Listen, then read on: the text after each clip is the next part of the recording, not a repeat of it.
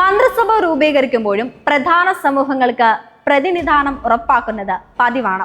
പക്ഷേ സ്ഥാനാർത്ഥി നിർണയത്തിലെ ഈ മതസമവാക്യം വോട്ടിന്റെ അന്തിമ ഫലത്തെ അതേ രീതിയിൽ നിർണയിക്കണമെന്നില്ല എന്നതാണ് പ്രധാനപ്പെട്ട രാഷ്ട്രീയ സത്യാവസ്ഥ.